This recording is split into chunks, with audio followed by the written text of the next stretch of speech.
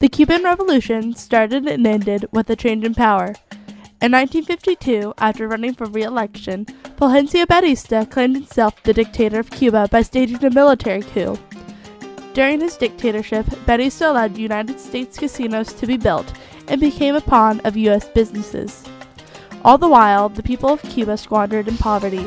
Max Lesnick remembers life under Batista.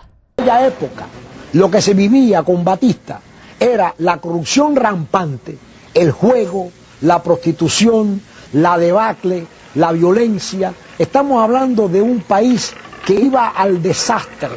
Batista's dictatorship created a need for a revolution, so as he continued to threaten Cuba economically, a young lawyer by the name of Fidel Castro came into focus.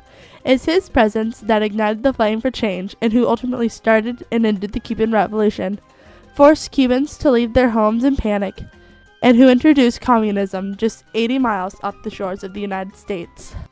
Fidel Castro came from a prosperous family.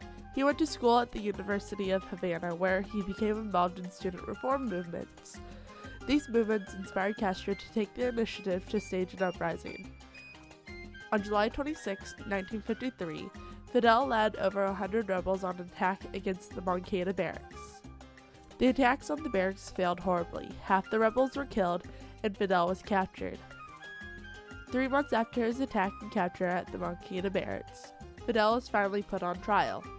At his trial, Castro accused Batista of a reign of terror and of the crimes that Batista's government held against Cuba. Journalist Marta Rojas, who is believed to have been the only journalist who took meaningful notes during Castro's legal proceeding, was there during Castro's speech and speaks of his famous word. Fidel, en su alegato, está terminando su alegato, da así en la mesa con las manos y dice: condenadme, no importa, la historia me absolverá. Eso es lo que dice Fidel.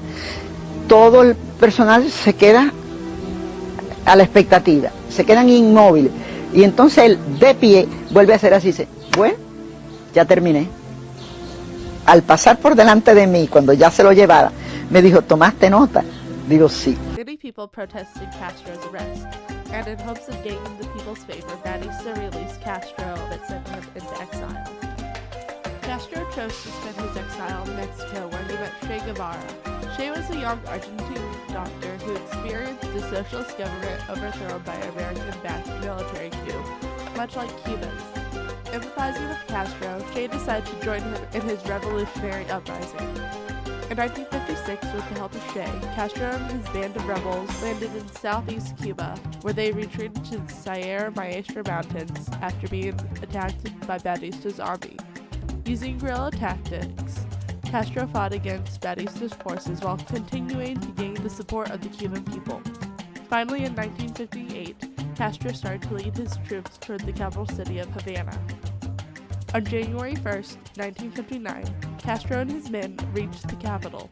Arriving in tanks and with weapons drawn, Castro was able to drive Batista, his family, and 180 of Batista's associates out of the country, ultimately ending the revolution. After Batista left, Castro assumed the position of authority. The story of Cuba and Fidel Castro, headliner throughout 1959. It began the first week of the year when Castro's revolution overthrew the Batista regime.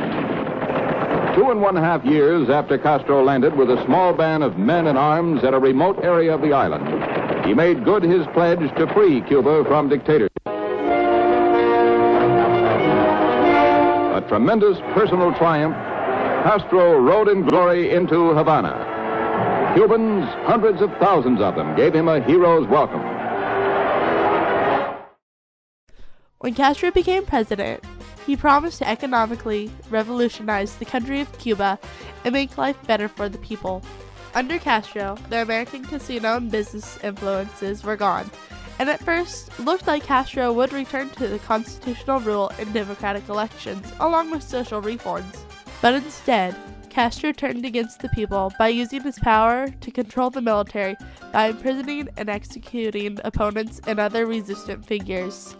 Instead of having hope in Castro for a better tomorrow and turn Cuba into the prosperous country it once was, the Cuban people were terrified and fled to the United States to escape Castro's reign. One Cuban man who fled Cuba wrote to the Richmond Times newspaper describing the change Castro brought and the Cubans' reactions. He wrote, "When the young leader spoke eloquently and passionately and denounced the old system, the press fell in love with him. They never questioned who his friends were or what he really believed in. When he said he would help the farmers and the poor and bring free medical care and education to all, everyone followed. When he said he would bring justice and equality to all, everyone said, 'Praise the Lord.' When the young leader said, 'I will be for change, and I'll bring you change,' everyone yelled, 'Viva Fidel!' But nobody asked about the change. So by the time the executioner's guns went silent and the people's guns had been taken away, by the time everyone was equal, they were equally poor, hungry, and oppressed. By the time everyone received their free education, it was worth nothing. By the time the press noticed, it was too late because they are now working for him. By the time the change was finally implemented, Cuba had been knocked down a couple of notches to third world status. By the time the change was over, more than 1 million people had taken to boats, rafts, and inner tubes. You can call those who made it ashore the most fortunate Cubans." Castro reformed Cuba after becoming dictator. His most memorable reform was changing the 1976 Constitution that declared Cuba as a socialist state to the 1992 Constitution that stated the role of the Communist Party is to guide the common effort towards the goal and construction of socialism. Before Castro and Batista, Cuba had been a democratic nation. It had been a popular tourist spot, and after Castro was a wasteland where its own people were afraid to speak against it in fear of their lives.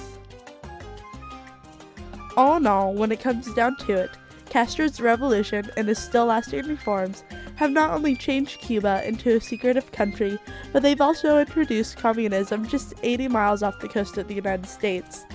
Castro spread a constant fear through the people who trusted him most, and killed thousands just for opposing him. Yet none of this could have ever happened had Castro's revolution not changed Cuba from the country it once was.